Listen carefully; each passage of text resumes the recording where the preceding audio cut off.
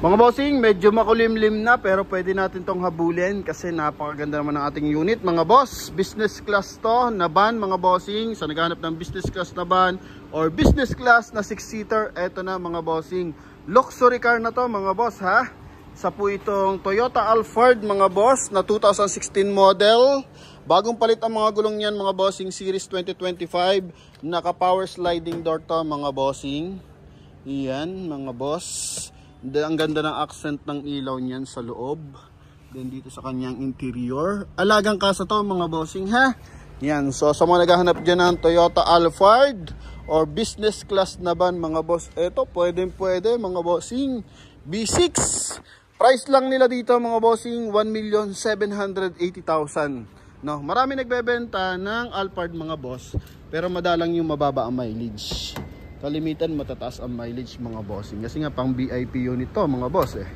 Okay, so sa atin ito available 2016 model sa halagang 1,780,000. Yan kasama ang transfer of ownership tsaka registration with CASA record mga boss.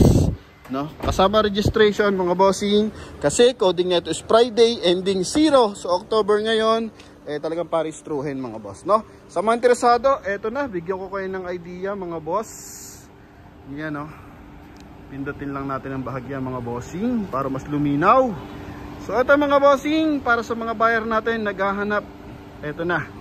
Chrome ang front grille, naka-projector headlight, may daytime running light yan mga boss. Naka-LED yung kanyang park light tsaka kanyang headlight. May 2-eye sensor yan sa harapan. Eto mga boss. Dalawa yan, magkabilaan mga bossing. Para kung may mga sumisingit, nadedetect ng driver, naiiwasan ng collision mga boss. Okay? Yan. Then pagdating sa side niya mga boss, ito po is R18, 2-tone mags, all disc brake, na naka 5 stud. Ang kagandahan, Bridgestone tires na series 2025, as in 95% tread life pa yan mga bossing. Talagang bagong-bago pa ang gulong mga boss. Then pagdating sa side, meron siyang chrome line sa window panel. May signal light sa kanyang side mirror. Then, chrome ang kanyang door handle mga boss. Ito sa kanyang liner sa taas. Chrome din yan mga bossing. Then, pagdating dito sa ating sliding door, yan nga, naka-power. Naka-power seat mga boss. 0.5 natin ang bahagya dito sa medyo maliwanag. Ito mga bossing oh. Okay. Pati yung pag-forward. Naka, ano din mga boss. Naka power adjust din mga bossing. Sagad lang natin pagbaba. Okay. Ito pala dito mga boss. Pero yung pag forward pala naka manual siya mga bossing. Pero yung pag recline mga boss naka power din. Okay. Ito. Yan. So footrest. Then tignan mo naman parang supang upuan mga bossing. Then dito nagiging bottled water holder. Then wood accent ang datingan yan mga boss. Ito. Okay. Then sa ceiling, kita mo naman yung ilaw niyan mga boss. Pwede mo pang palit-palitan ang ilaw niyan. Yung kulay. Ito mga bossing. Oh. Yun oh. Yun oh mga boss. Then dito is moonroof mga bossing. Na na-open din. Okay. Yan. So talaga naman. Ha? Mapa brand new, mapa second hand ang Alphard mga boss. Aabangan mo lang medyo mababa ang mileage. Okay? Yan, ha? Then punta tayo sa ating driver side mga boss. Paunahan na lang to pag ganito mga bossing. Kasi nung nakaraan meron tayo 80 plus ang mileage. Ganito din 16 model. Pero ito mga boss, naka power seat. Yan. May side airbag, dual airbag sa ating front area, steering wheel, tsaka dashboard. Then dito nga sa side. Pati driver mo dito, komportable mga boss ha. Yan oh.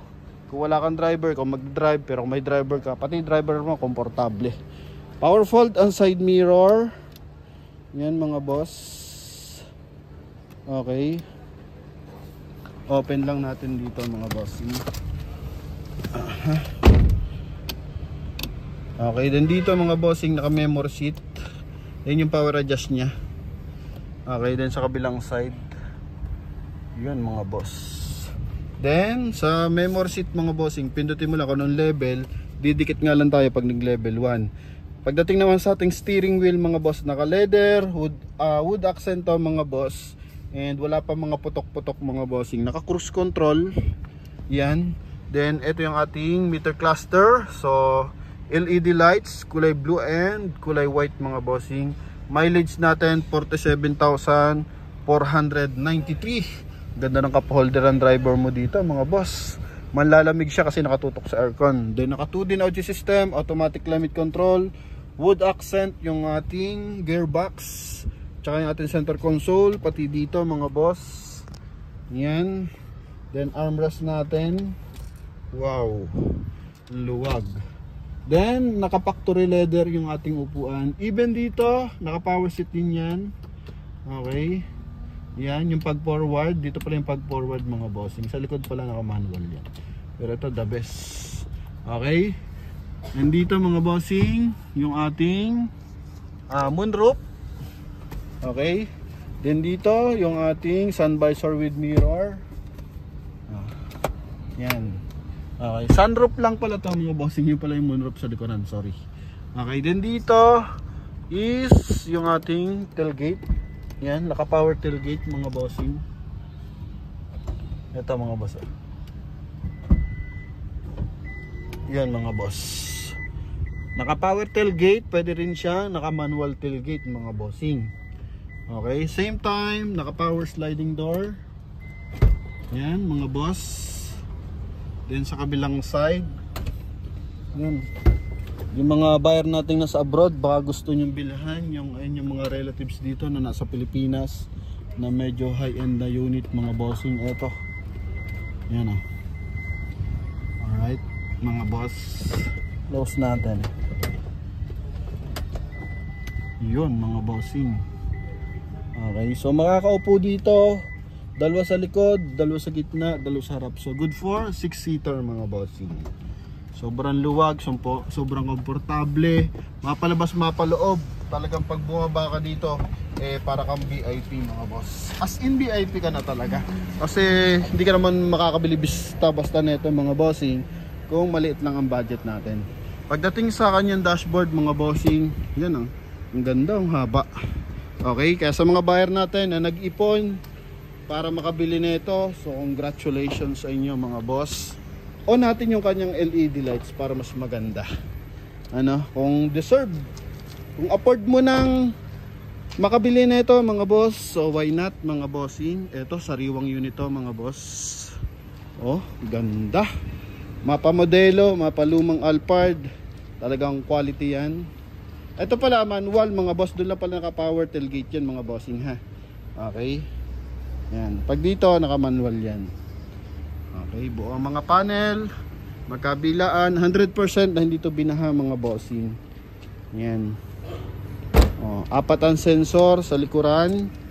May mga konting gas-gas pa rin mga boss. Yan, so napaka-minor naman mga bossing. So sa mga interesado mga boss, ito quality. Kabilang side tayo. Magkabilaan, naka power sliding door. Para if in case mga boss magkabilaan, pwede tayong bumaba, no? Kung marami sasakyan sa kabilang side, dito ka bumaba sa kabilang side. Alright. Pero kung maluwag ang parking mo, sabay mong buksan para at least dalawa yung bababaan mo mga bossing. Kung dalawa, marami kang pasahero, magkabilaan. Sarap pa upuin dito yung mga mahal mo sa buhay mga boss. Grabe. Ha? Sabi niya ayaw ko ng blue, palta natin. Okay. Mag white tayo mga boss. Yun, white naman yung kasunod. Hand grip, panalo mga boss. Leather, sa leather, walang mga punit mga bossing. Ha? Yan. Okay. Then dito. Alright. Yan. Sa kabila, naka power seat din siya mga boss. Yun mga bossing. Kabilaan naka power seat. Dito wood accent. Then chrome mga boss sa kanyang dashboard. Yan. Okay, pati sa kanyang door panel. Armrest na leather. Sidings na leather. Tapos dito wood accent. Naka soundproof mga bossing ha. Naka soundproof yan. Okay. So once na may ingay sa labas, so hindi mo basta-basta maririnig mga bossing. Kaya pang VIP yan. Let's say may madaanan ka mga nagrarally, mga busi-busina mga boss. So di masyado madedisturb sa loob mga bossing yung ating mga pasahero. So check tayo, engine bay. Then yun mga boss, pwede na kami mag-inquire sa halagang 1,780,000 mga boss. Paunahan na po tumawag mga bossing, ha? Okay. So mahirap maghanap ng mga sariwang Alphard mga boss.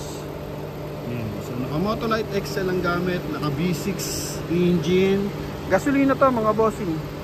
Okay, para sa mga walang idea. Okay, so wala man siyang bangga, sinilip natin dito mga boss. May mga gas-gas lang dito pero naparetouch na. Maliliitan lang mga boss. So yun lang, para sa ating mga buyer na naghahanap ng sariwang Toyota Alphard, eto, available tayo mga bossing. 2016 model sa halagang 1,780,000 kasama yung transfer of ownership tsaka registration mga boss.